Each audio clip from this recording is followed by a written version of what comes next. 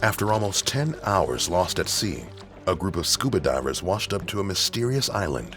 Little did they know that they landed on Rinca Island, an Indonesian island home to about 1,300 Komodo dragons. It didn't take long for the hungry dragons to surround them and start going in for the kill. The only thing the divers had to defend themselves with was the equipment on their backs. Would that be enough to fight off this army of giant lizards? Here's how to survive a Komodo dragon. Komodo dragons are the largest living lizards. They can grow up to 3 meters long and weigh 70 kilograms.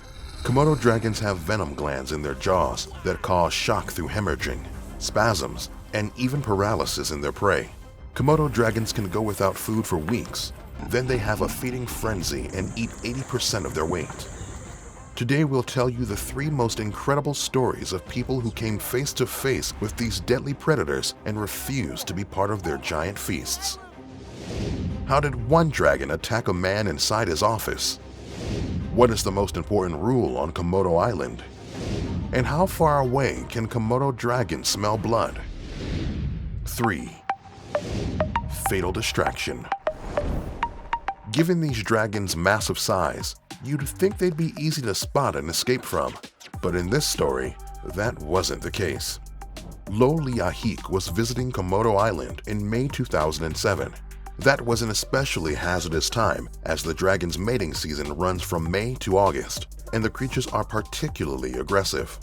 Lo stayed for a few days in the village where he was perfectly safe.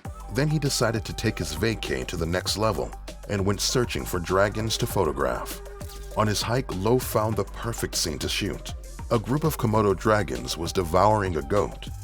He was so mesmerized by the event that he failed to see another lizard approaching him. The beast pounced on his leg. Lo quickly realized that he had broken the most important rule on Komodo Island: always stay near a park ranger. The tourist needed treatment at a nearby hospital where doctors treated the bites caused by the venomous animal. If you think Lo's experience was extreme, wait till you hear our number 1 story. Number 2. Welcome to Dragon Country. In May 2008, Elena Naradarian and the group she was diving with got swept out to sea by a dangerous riptide. They were relieved to land on an island until they found out it was Komodo dragon's home turf.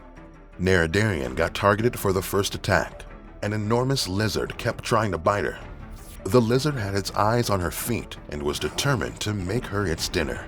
Elena smacked the deadly creature in the head with a diving belt, and her companions grabbed rocks and threw them at the dragon's head. Although they successfully scared it off, that was just the beginning of 2 days of the ancient lizards traumatizing them. Eating raw shellfish they found on the beach also helped them to survive. Luckily, an Indonesian rescue crew saw the group's emergency floats on the rocks, found the divers, and took them to a hospital on a nearby island. The group was rehydrated and recovered from the shock. While it might not surprise you to find deadly creatures in the wild, what about in your office?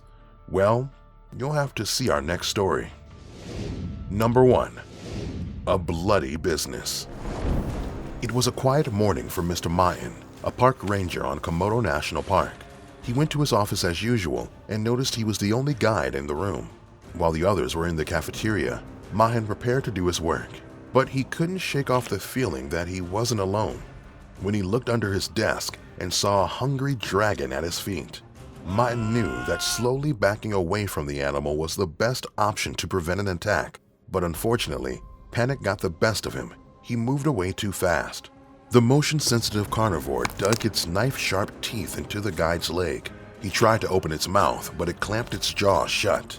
Eventually, he wrestled the dragon's mouth open, but one arm got sliced open in the process. As Mayan shouted in pain, most of his co-workers could not hear him.